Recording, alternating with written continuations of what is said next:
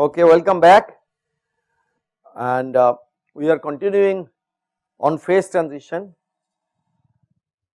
and after doing the Landau theory of phase transition and the general classification of phase transition, we went on to, in the Landau theory, we free energy landscape, we started on a very important area of phase transition which is not routinely covered in the books and courses of statistical mechanics, but which are of paramount importance, and that is the formation of a new phase, and this is known as nucleation.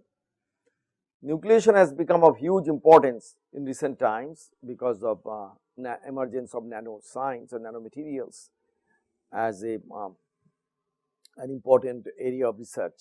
It was always important, nucleation, because of the formation of solids from liquids or droplets in the from gas liquid droplets in the atmosphere. So, nucleation, much of the nucleation study was done by chemical engineers and were also interested in the formation of bubbles in the cavity inside a hot liquid, because that had to do with corrosion and many other things.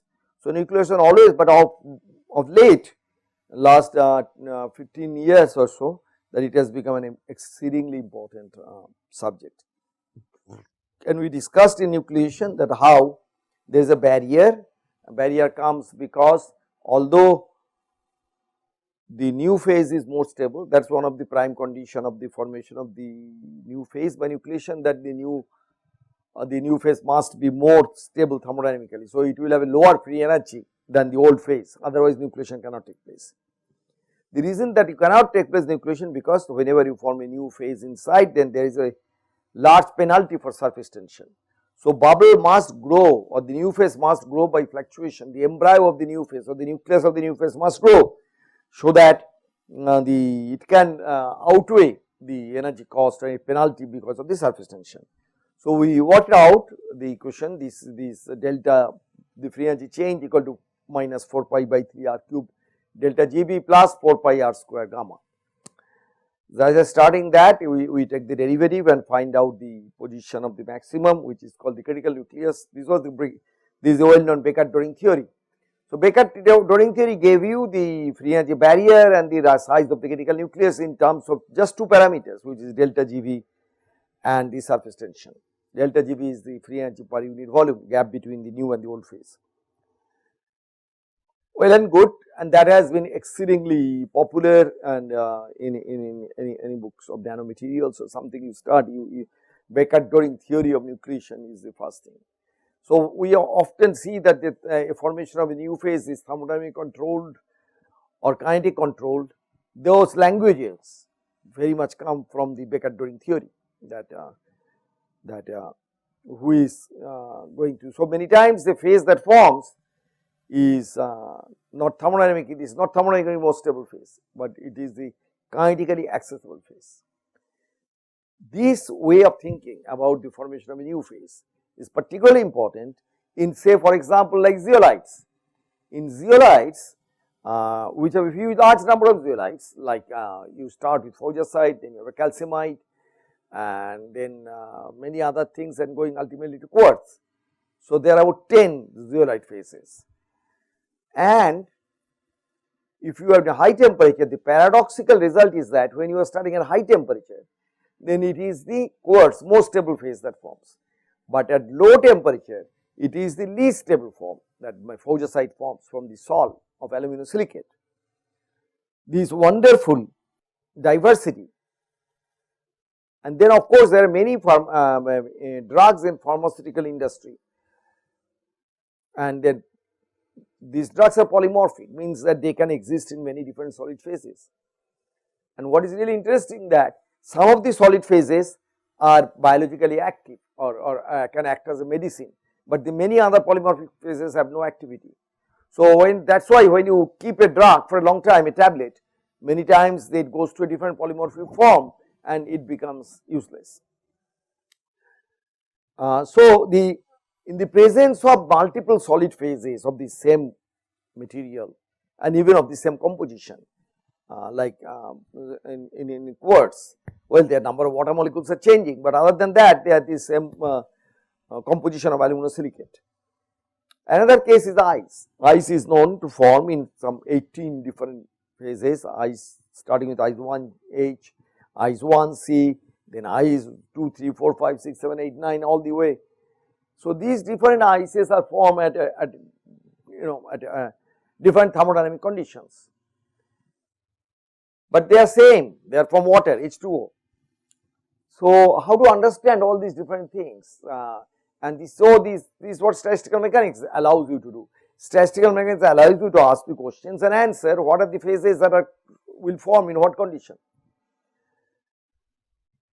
And often the study of them from nucleation is kind of difficult, because you need to know the surface tension, you need to know, even if you know the delta GV, the free energy gap between them, surface tension is not always accessible. Like for surface tension between forgesite and calcimite is a very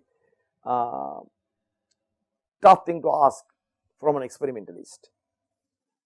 However, a long time ago there was a beautiful work done by great Ostwald, who is sometimes called the father of physical chemistry, William Ostwald, who lived during the period which is shown here. This is the period shown here, and he did many things, huge amount of work on chemical kinetics. Then in the phase transition, Ostwald ripening, Ostwald step rule, both are very important in the context of nucleation and formation of the new phases. Today, as a natural consequence to nucleation, we will do the Ostwald step rule, and this is actually the step rule which is he put in so succinctly is the following: the formation of a phase is not determined by its absolute stability, and but by closeness of the growing phase. This is such a clear statement. So, he is saying if I start from Sol, then it is not the quartz that should form, it should forgesite which is closest, then from forgesite it should go to calcimite, and many such examples are now coming out in the Nature and Science, of big papers that people are and they are like titanate, not just like titanate, then phosphates, and they form multiple solid forms, and they really all of them obey Ostwald step rule. When Ostwald formulated the rule, and somebody would come to him and say, okay, this solid does not follow your rule, it does not follow, he would say, okay, go and look carefully. Even his statement was that even if seems like the closest phase has not formed, that means the closest phase did form and disappeared. So, if you will be careful, you will be able to detect the closed form. This became a very big industry, and it is called disappearance of polymorphs. It is a very common thing. It turns out the understanding of Ostwald step rule took us to very profound results of condensed matter science in randomizing model or random disordered systems, and it forms a beautiful bridge from many fascinating areas of science. Some of them I will just be able to just touch the surface, but I want to tell you about this rule and this beautiful consequence of many consequences that their rule has. So, let me tell you from the very beginning, when at the very outset, that the closeness of the growing phase is indeed turned out to be correct, and to what extent Ostwald understood it, I do not know, but that has to do with the surface tension. So, if I have two phases, three phases A, B, C, and A is closest to B and C is close to B and far from A, then one can show the surface tension between A and B is much less than that between A and C. So, it is so we learned in nucleation that free energy barrier is 16 pi by 3, 16 pi by 3, and let me write it down because this, so delta G star of nucleation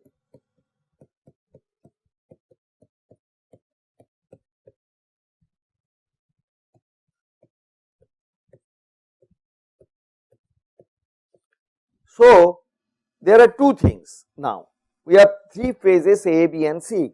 So let us see A is your original phase. Now there is a phase in between, you know, in order to form it has to be more stable than A. So this is A, then this is the frame B, then far from that there is a phase more stable C. Now I have plotted against the order parameter, which is actually a measure of the closeness. So and this is free energy. Now A and B are close to each other, but C is more stable. However, if A has to go to C, it has to create embryo which is very far from the A. Now look at this free energy barrier then, gamma cube, gamma is a surface tension. What Ostwald did not have Becker-Doring theory, this is Becker-Doring theory, he did not have BD theory. So he did not know whether he knew surface tension or not, that he certainly did not have this expression. But he correctly guessed that this is the, when he said closeness, then A is close to V, which in our language now will translate is that surface tension between A and B is less. So gamma comes with a cube and delta G comes with a square. This is of course not as trivial as I am telling, it is, there is much more because it will depend on the value of delta Gv and gamma. But surface tension between A and B is much less than surface tension between A and C. So now there is a balance between the two. How big is the free energy gap and how different is the surface tension. So this is what determines. So Ostwald's step rule is routinely used in things. So let us go to a little bit more on that. So Ostwald was when people say your rule is not working, he had a fantastic, he is really a lot of fun, he was a very smart man.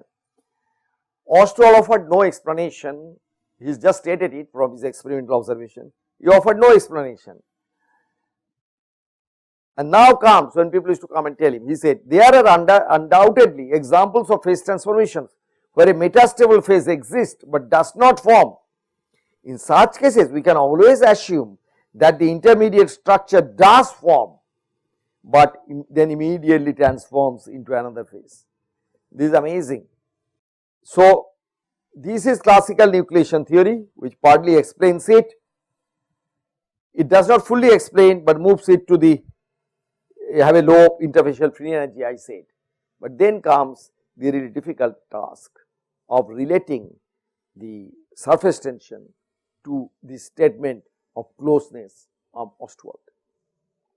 How can we now relate the surface tension to the order parameter? That is the question. We will not do a full job, but we will do a part job. Okay. Now, so there are many others that says that the metastable liquid phase fluctuations with the local symmetry are undoubtedly favored, and if crystal is not more stable, then it could be a precursor, and all these things could act as a precursor and all these things. We do not need to go into that right now. So here is the two examples that very much is a form of the course material and is discussed in my book. Alexander McTagg I do not have in the book, but here comes these zeolites. So from the sol aluminosilicate it goes to faugasite, then goes to calcimite, finally it goes to most dense phase and most stable phase, that is the quartz. And there is another beautiful example that came out in few ago in Nature Physics in lithium ferrous phosphate, and it one now because of the enormous improvement in electron microscopy, and almost time domain electron microscope, you can detect all the intermediate states that actually Ostwald spoke of. So, in lithium ferrous phosphate, one could see in an something like an interval of 1 hour, 2 hour, or maybe a day interval, that you can see that the sol of lithium ferrous phosphate, it goes through all the phases, and ultimately the most stable form, dense form forms. It is just amazing, exactly at Ostwald predicted. And the free energy diagram, then one would say, the one that I just drew 2 pages ago, that is how it goes from one to, this is the one which is closest to the in closeness to quote Ostwald, that forms first, which would be this one, then forms this one, which is this one, then forms this one, which is this one, and finally the stable crystal forms, which is this one. So, one sees in real world the verification of Ostwald's step rule one by one, and here in zeolite you also see what happens in zeolite. If it is low temperature, then you find the faugasite, then calcimite. However, in high temperature, again you do not see, but you just see this one, because if you follow Ostwald, then this indeed forms, but it transforms itself through succession of intermediate states and goes over to the quartz. Okay. So, how do we do this? This is kind of interesting and very rather complicated theory, but we will go through that. So, but for that, let me consider the following condition, that I have a metastable state, then I have I have a melt which is metastable with this final, then I have 2 metastable phases, metastable 1 and metastable 2, and then I have the finally stable solid, which is very similar to what we saw in this. So, this picture from the Nature Physics, recent Nature Physics article, and the picture that I have drawn here is very similar. And then one wants to calculate how the surface tension going to behave. And the way this calculation goes is the following, and I will not go through the detailed calculation, but let me tell you. This one finds that if I plot these multiple phases and multiple surface tension, then surface tension as a function of the order parameter difference between the two goes as delta eta to the power an exponent alpha, and this alpha is between 3 to 4. That means, if I have one thing like that and another thing like that, then surface tension of these, because the order parameter difference is delta eta is this much and order parameter is delta eta much later, then this will have a much larger surface tension. How do you calculate that? The way to calculate this actually goes through very interesting, and I will briefly discuss probably, and then it will be more quantitative way. The way one does is the following. I consider the old phase, let us see the new phase, and this is the old phase, and let us see, this is I have a planar interface. So, I have new here, old here, and a surface, remember surface tension equilibrium property, that means surface tension is when the two phases coexist. So, under this condition, I now try to find out how the order parameter varies, and that one can do by using the other sophisticated theories, but you do not need that right now, but we have to understand, appreciate the. So, this is the order parameter, say delta eta, and this is the two minima, this new and this old, and this other way around, but does not matter. So, this is the difference. So, I take the order parameter of the old phase as 0, and then it becomes just like in Landau, it becomes non-zero. Now, if I plot it, then what happens, that this is becoming like that.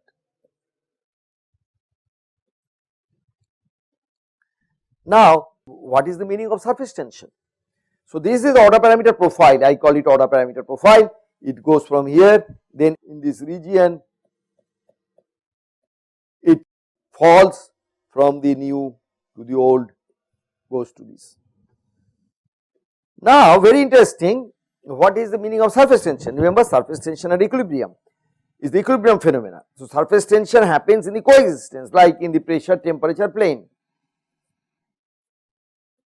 This is the critical point, this is the triple point, and this is liquid, solid and gas. So these lines are the coexistence line, and surface tension is defined at coexistence along this line only, and along the coexistence free energy is the same. Okay, let us go little bit more thinking. So let me now draw a free energy which is the same.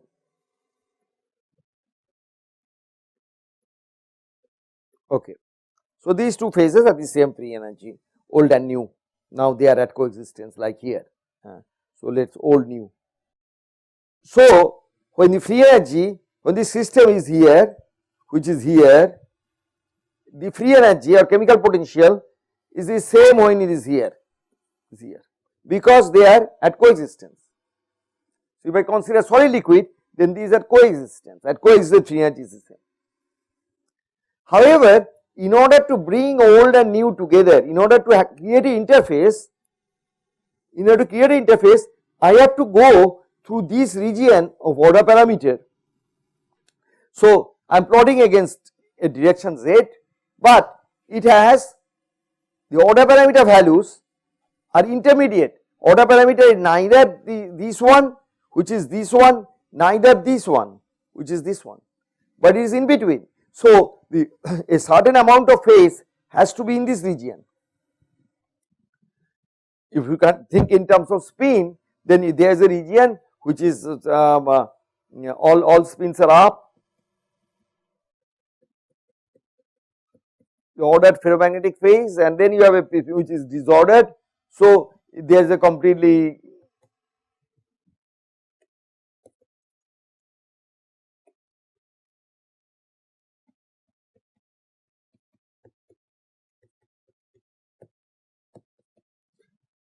now in between it will be a region.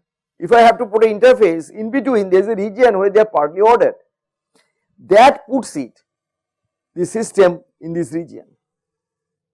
So that is this region, but this is the high energy region, high free energy, and as a result you have to spend extra energy, and that extra energy that you have to spend is the surface tension.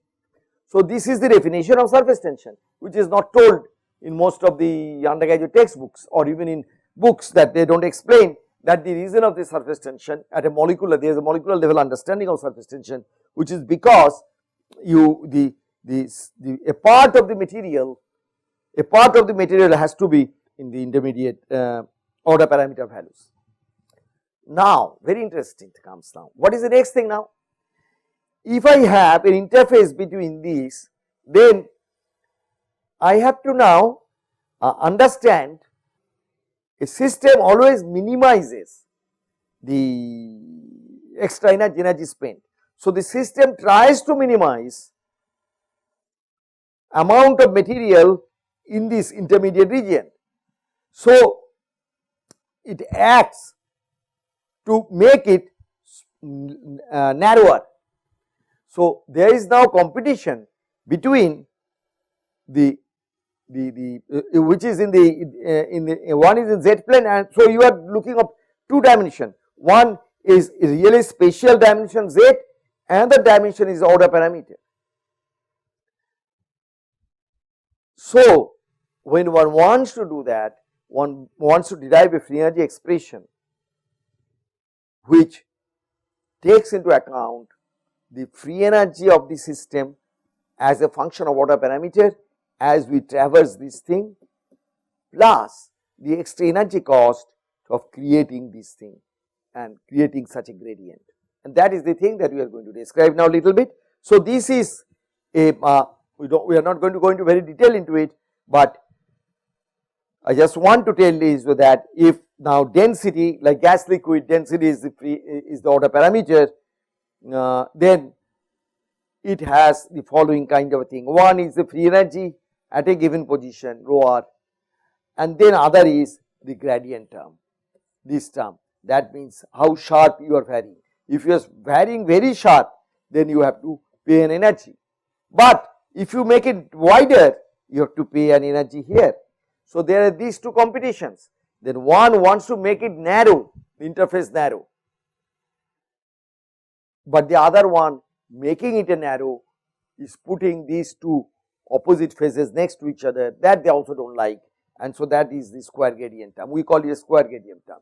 So there is a term, this term is like a free energy of Van der Waals term, this term. So these are the two things with the condition that is for a free energy or chemical potential, that chemical potential of the two phase alpha and beta is the same, and then we minimize this. So then the important thing to know is in an interface you are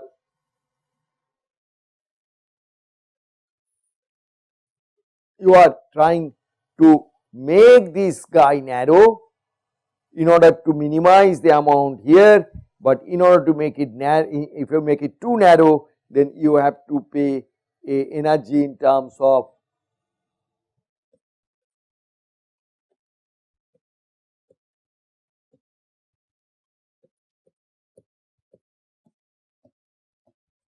the square gradient term, because if you vary too fast, then you have to pay, because you are making a density change very very sharply, and that system doesn't like, because system doesn't like fluctuations.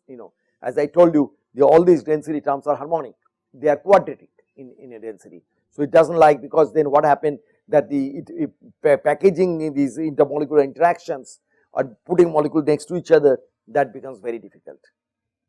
So this extra term, so in addition, so you have to basically saying, okay, free energy of this kind of a term has two terms, y integrate over dz. I have a term which is a free energy as a function of rho z. This is at every point, what is the free energy? I call that a Van der Waals term, and then you have to do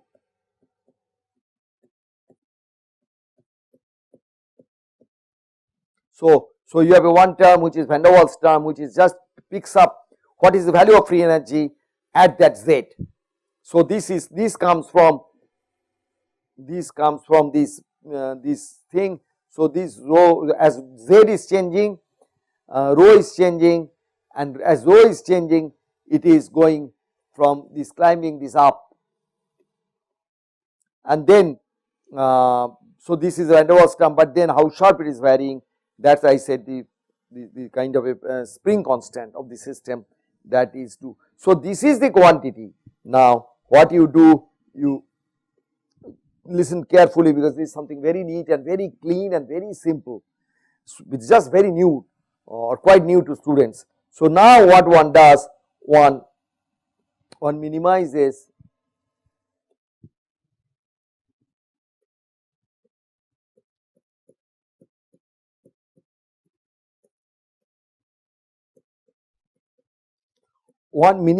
the free energy cost with respect to the, so this is a functional derivative, means derivative of a function of a function.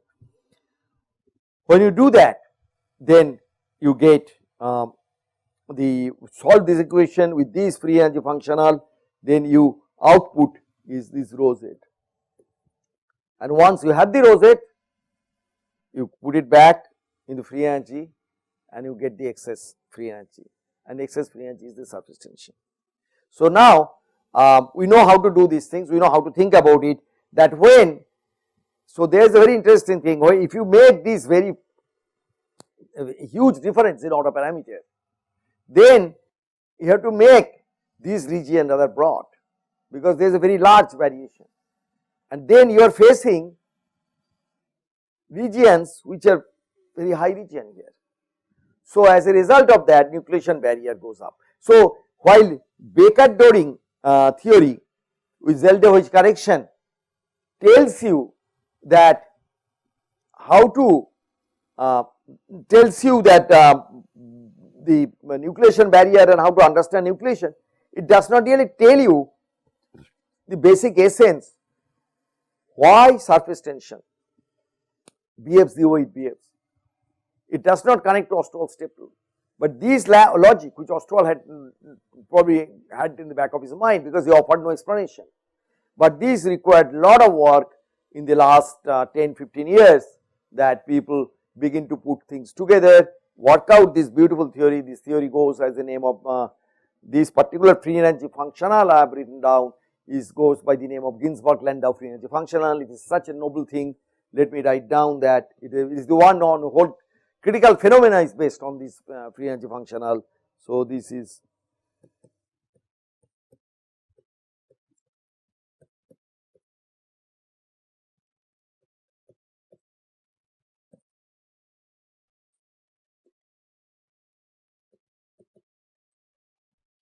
that is what I wrote down here.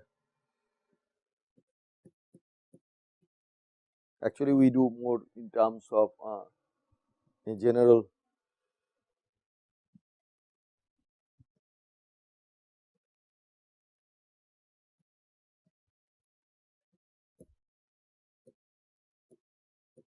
Just one dimensional, you can have 3 dimensional also, and actually 3 dimensional is the one that is you commonly see, but I just catered it to my own need here. And this is to be understood as the free energy varying. So, you pick a z, then that z give you value of order parameter, then you go and put it in the Landau free energy function or Van der Waals free energy function, and then you have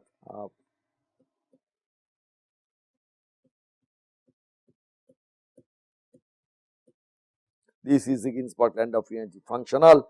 In many different forms, it comes in many different areas of natural science, condensed matter science. Okay. So, there are certain says the nucleation stands in the boundary with, so I think it is a very nice slide, let us go through that. This is really very interesting. The nucleation stands at the boundary between thermodynamics and kinetics, that because we are calculating the rate, but we are going from thermodynamics, we really did not do much of kinetics as such except in Zeldovich. The theory gives simple nucleation barrier in terms of energy difference of the parent and daughter phase and surface tension. This is the Becker-Doring theory. Then we know we said and role of surface tension in the Ostwald step rule. That is a very nice thing. So, Ostwald step rule then tells you these Ostwald step rule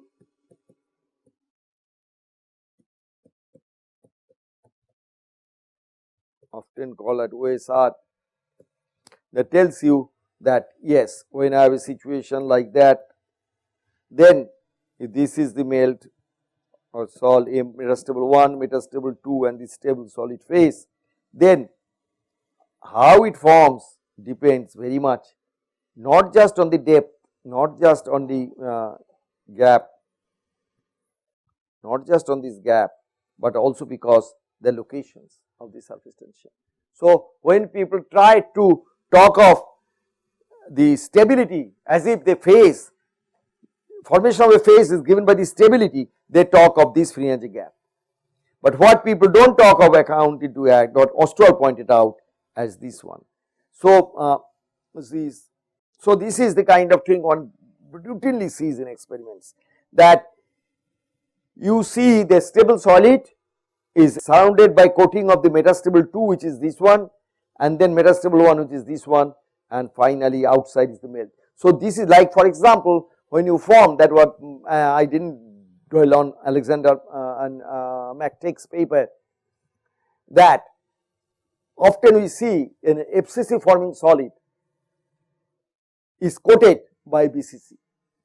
So, and that because BCC phase is closer in density and order to the liquid. Remember that if I have a hard spheres, then the liquid typical density is in a dimensionless unit, just the number density is multiplied by cube of the diameter, that you call rho sigma cube. That is about 0.5 for liquid, then it becomes 0.68 for BCC and close pack, and 0.74 for FCC. These are close pack. So, when forming from liquid, then it goes to BCC first. Then within the BCC embryo, this is not a universally valid picture, but reasonably close to it, then within the BCC FCC forms. That is what Alexander McTighe said, and this is again connected with Ostwald's step rule, that the from the melt the least stable, that is what Ostwald said, least stable, but which is closest to the in symmetry, in order parameter, in density, that is closest to the melt will first form. From that something else grows. So, this is of particular importance, since this is a course not just to physical chemists, but also hopefully for material scientists. This is the bread and butter in material science, where people first step is the formation or synthesis of a new material, and one still struggles to crystallize one phase, and at least having some understanding would help to figure out what is going on into this rather fascinating and emerging new field, which is kind of borderline between between physics and chemistry and material science, and we take a great importance into this thing of it. Okay, I think we stop here for the Ostwald step rule, and we will do something else very similar to this now in a next lecture, that is in spinodal decomposition. Thank you.